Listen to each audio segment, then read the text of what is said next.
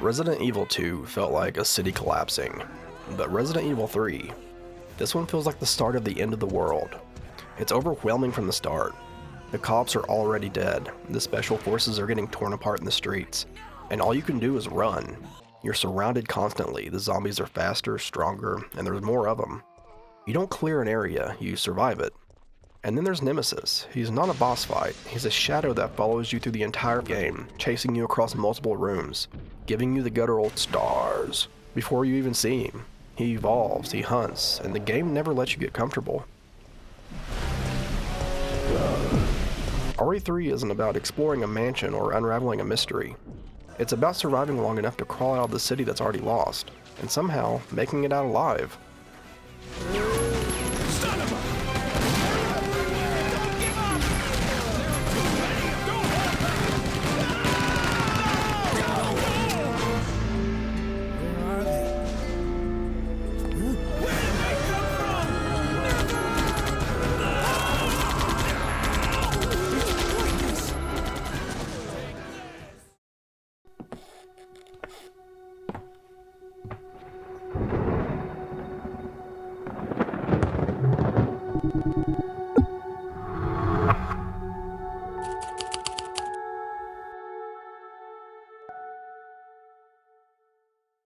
The game doesn't just move the series into bigger spaces, it turns the entire city into a trap. Right away, it feels different from Resident Evil 2. In RE2, you were for the most part boxed into single structures. The police station, the sewers, the lab, where every step felt deliberate and contained. There were some outside segments, but that wasn't most of the game.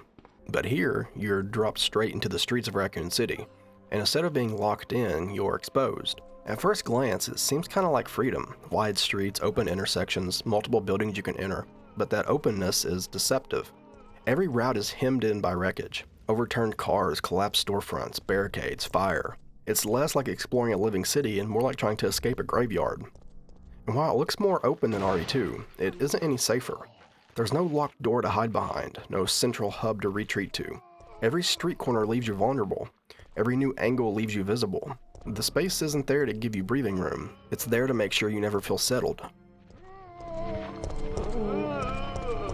The layout reinforces that tension. The early game sends you crisscrossing through the same blocks, weaving between alleys, ducking into side shops, and cutting back through areas you cleared minutes ago. Only now they're full again. It creates this looping pressure, where the city starts to feel like a knot you're trying to untangle as it tightens around you. Even when you find a stretch of road that feels clear, something always undercuts it. A fire bursting out of a building, an explosion shaking the street, or just a wall of bodies coming from nowhere. The game never lets any spaces stay safe for long. That's the real trick. Raccoon City looks open, but it moves like a maze. Every step you take pulls you deeper into it, and it's already burning down around you.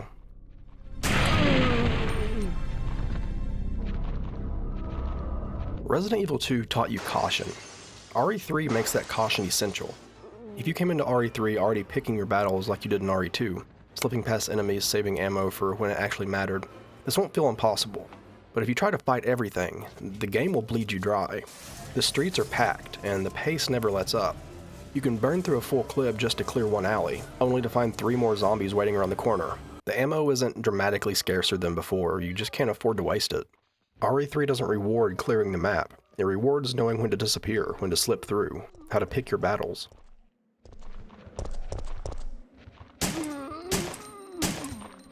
Survival becomes about triage, deciding what's worth a bullet, what's worth dodging, and what's worth running past while you're praying that you don't get grabbed. It's not just that resources are limited, it's that RE3 constantly pressures you to burn them just to stay alive, and that pressure becomes part of its identity. That's where the dodge system comes in. This was the first Resident Evil game to give you a manual dodge, and it completely changes how you think. It's not graceful or consistent, but when it works, it's the difference between getting pinned and barely slipping through. And because ammo is thin if you waste it, the dodge isn't just a flashy move, it's survival. It's the game handing you one desperate option when you've got nothing else left. RE3 also introduced a new ammo mixing system with the reloading tool and gunpowder types, letting you create different kinds of rounds if you can find the materials. On paper, it sounds generous. In practice, it just adds the pressure. Every choice carries weight, and every mistake can echo for hours. And unlike RE2, there's no central hub to fall back to, no police station main hall where you can finally breathe. There are safe rooms, but they feel fragile, scattered, temporary, and never far from the chaos outside. The second you leave, you're right back in it. RE3 doesn't want you to feel secure. It wants you constantly moving, constantly bleeding resources, constantly weighing what you can risk, and it's not just about surviving enemies, it's about surviving the game itself as it wears you down.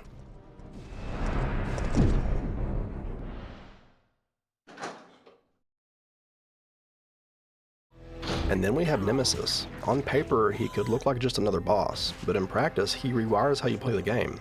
He's not fully random, he's built out of scripted encounters, triggered when you reach certain areas or complete certain objectives. But the way those encounters are placed is what makes him work. He doesn't appear on a predictable timer, he's waiting behind doors you thought were safe. Sometimes he shows up the moment you enter a new area, other times he crashes into places you've already cleared. That unpredictability is the trick. You know he's coming, but you don't know when. He doesn't feel like a boss fight you can prepare for. He feels like something that's actively hunting you while you're trying to survive. Even if you understand he's scripted, the game trains you to second guess every step, and that alone changes the entire rhythm of how you play the game.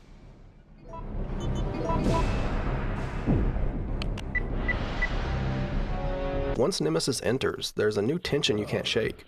The fear of being interrupted.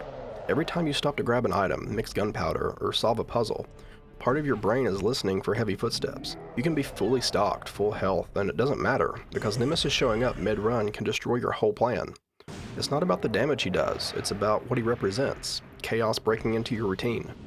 He can sprint, dodge your shots, soak up ammo, and hit hard enough to burn through healing items you've been hoarding for hours. Sometimes he even comes armed with a rocket launcher, turning alleyways into death traps. You stop feeling like you're managing the situation, and you start feeling like you're just delaying a collision. That's where the real fear lives. In RE2, movement often felt like progress. One more hallway cleared, one more safe route opened. In RE3, movement is risk, because Nemesis can trigger when you least expect it. You start treating every door like a gamble. You map your routes for the shortest exposure. You debate if it's worth doubling back to a save room just to bank supplies.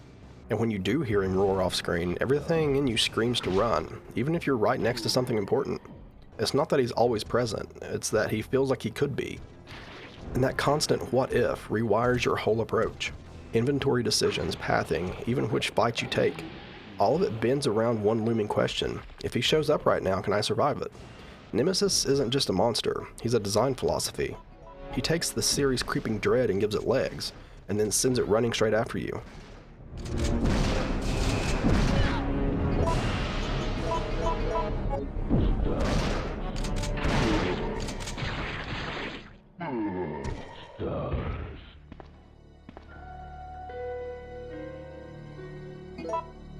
Just real quick, if you made it this far, thank you. And if you're enjoying this kind of deep dive, make sure you hit that subscribe button. There's already a ton of content like this on the channel, and there's a lot more coming.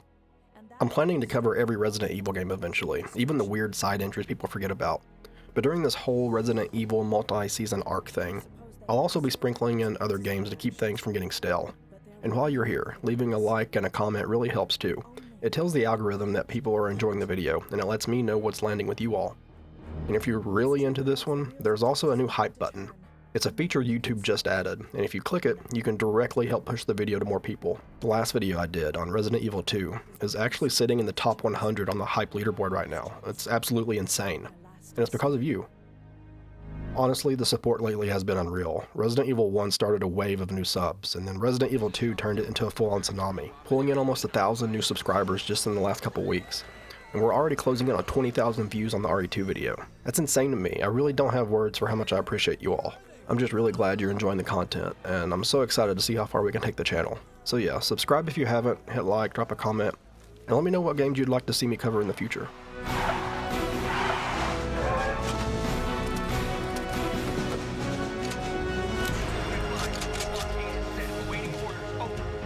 Resident Evil 3 also quietly added one of the series' most interesting mechanics, and it almost never gets talked about anymore. It's called the live selection system, and it turns panic itself into part of the gameplay. In the middle of certain encounters, the game suddenly pauses to give you a choice, usually 2 options, and a few seconds to decide. Not from a menu, not from a cutscene, but while the danger is still happening. These are never clean or safe decisions. The first time it happens is right outside the RPD, Nemesis appears and you get two options on screen: fight with the monster or enter the police station. If you fight, you risk heavy damage, but can down him and earn a reward. If you run, you avoid the fight, but you don't know when he'll appear again. It's a small thing, but it perfectly matches the shift in tone from Resident Evil 2. That game gave you time to think, this one makes you react. And it's not just about Nemesis, these live selections show up throughout the whole game, often in the middle of a chaotic set piece. And they make you respond on instinct rather than strategy. There's no safe time to stop and plan, you have to commit, even if you're not ready.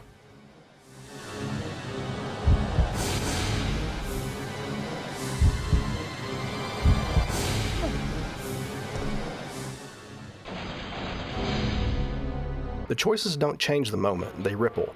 Pick one path and you might skip a Nemesis encounter later. Pick the other and he might stalk you sooner. Or the route ahead might be swarming with zombies instead. Sometimes you end up with different cutscenes, dialogue, or loot. Sometimes it changes the order of later encounters entirely. The impact isn't as massive as the zapping system in RE2, you're not playing full separate campaigns, but it still makes each run feel a little bit personal. Even small changes like enemy placements or item availability, it matters when the resources are this tight. The city never plays out exactly the same twice, and that keeps you uneasy.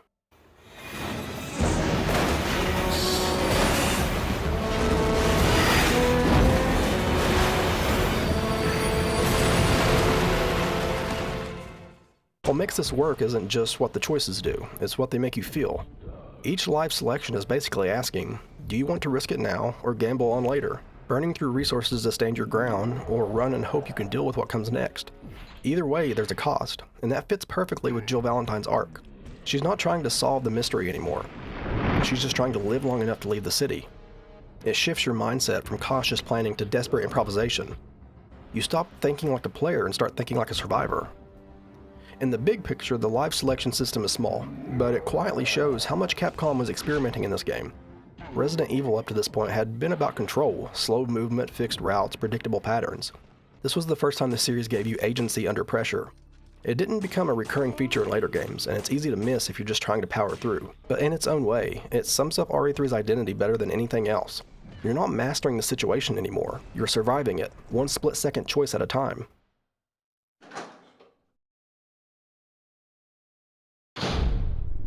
The game doesn't open on a mystery. It doesn't wait to build tension. We're dropped into Raccoon City at the moment of collapse. The game isn't about uncovering what happened anymore. It's about watching the aftermath unfold while trying to not get swallowed up in it. Jill is back, and unlike Leon or Claire, she isn't a newcomer stumbling into a disaster. She knows what Umbrella is capable of, and she's already lost people to the mansion incident. That experience shifts the tone. Jill's fight isn't curiosity, it's survival with the weight of history on her back. That history is what makes Nemesis terrifying. He isn't just another monster in the dark, he's a calculated move by Umbrella. A tyrant engineered with a parasite, programmed to hunt down and exterminate every last STARS member.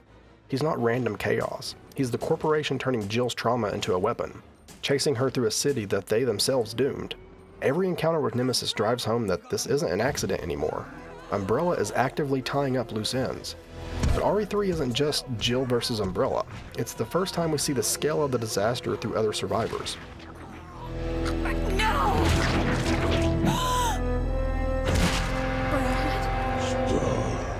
The Umbrella Biohazard Countermeasure Service, UBCS, Mercenaries, shows us another angle. Soldiers dumped into the fire, abandoned by the same company that hired them. Most of them don't make it out, and their fates, from Mikkel's sacrifice on the train to the nameless bodies scattered in alleys, gives the city a human cost. And then there's Carlos. At first, he feels like the contrast to Jill. He's younger, more naive, still clinging to belief in authority. But his role becomes pivotal. He's the one who risks himself to find the vaccine when Jill is infected by Nemesis. Without Carlos, there is no survival. His presence grounds the chaos, showing that even within Umbrella's machine, there are people who choose to fight back. The betrayal of Nikolai seals the theme of Aftermath. He isn't just greedy. He embodies Umbrella's faceless cruelty, killing his own men to cover evidence, collecting data on Nemesis like the lives around him don't matter. Through Nikolai, we see that Umbrella doesn't just create monsters, it cultivates them. What RE3 adds to the lore is scale. We're no longer in a sealed mansion or a police station cut off from the world. We're seeing the death of a city, a cover-up unfolding in real time, and the reach of Umbrella's experiments spilling into every alley. The scattered files, the doomed survivors, and the unstoppable Nemesis all paint one picture. This is the cost of letting Umbrella's shadow spread unchecked.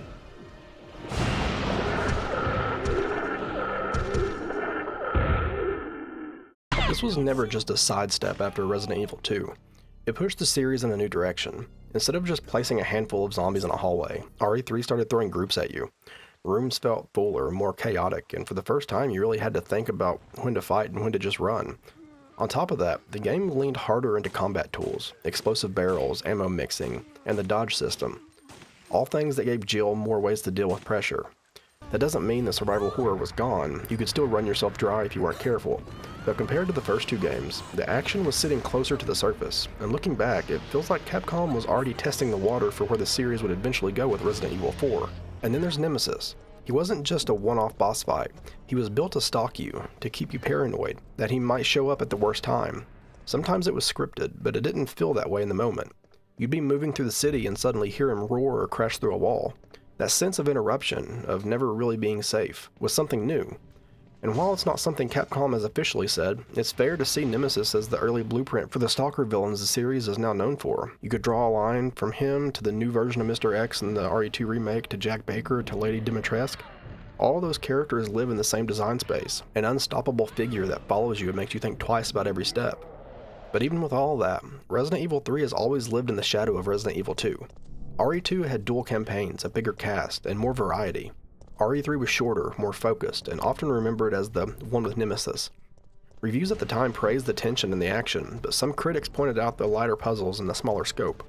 And even today, when people look back, RE2 usually gets more attention. Still, that doesn't erase what RE3 did. If RE2 showed that survival horror could scale up, RE3 showed it could bend toward action without losing its identity.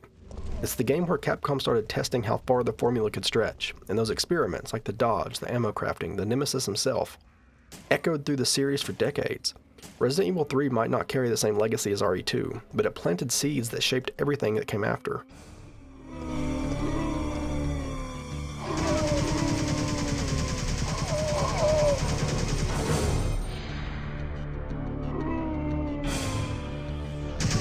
Don't come any closer! When RE3 launched in 1999, it was stepping into the shadow of Resident Evil 2 like I just said.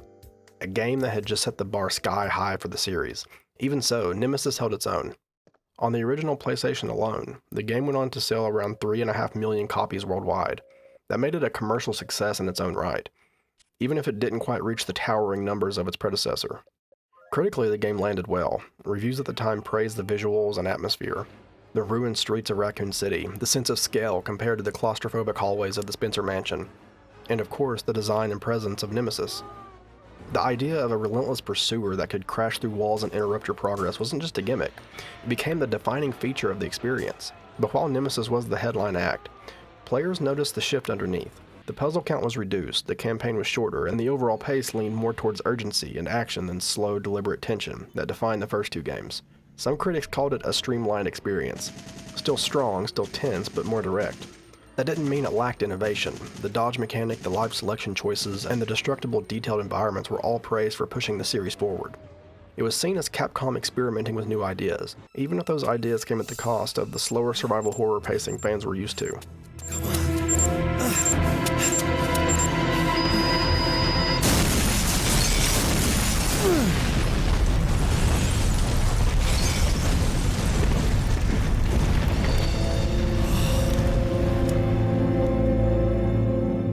Looking back, the reception of Nemesis was steady but complicated. It was appreciated, it sold well, and it gave us one of the most iconic villains in survival horror history. But it also marked the point where the series started edging towards action, a shift some people embraced, but others were hesitant about. When we look back, it's easy to see why this game carries such a complicated legacy. It wasn't the mysterious dread of the first game, or the perfectly balanced chaos of the second. It was the moment Capcom pushed the series to its breaking point. It's faster, louder, meaner. The city itself burned down around us, and every breath felt like it could be the last. For me though, RE3 was always something just out of reach. I never actually owned the full game as a kid. What I had was a demo disc, just a little slice of that nightmare that I would replay over and over. I'd run the same streets until the layout was burned in my memory. And then I'd hit the wall, the moment Nemesis burst into the scene at the RPD. with that horrible tentacle execution animation.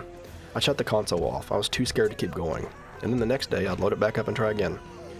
That's what Nemesis really was, a game that taught us fear wasn't just about shadows in the dark, it was about being chased, about being hunted, about how knowing death could smash through the door at any second. It was less about what you couldn't see and more about what you couldn't escape from.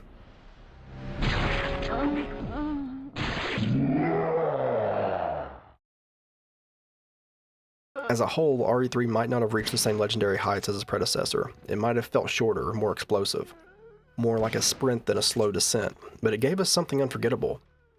A vision of survival horror collapsing under its own weight. One last desperate stand before the series transformed into something new. And at the center of it all was Jill Valentine, exhausted, determined, and terrified, walking out of Raccoon City as one of the last true survivors of classic Resident Evil.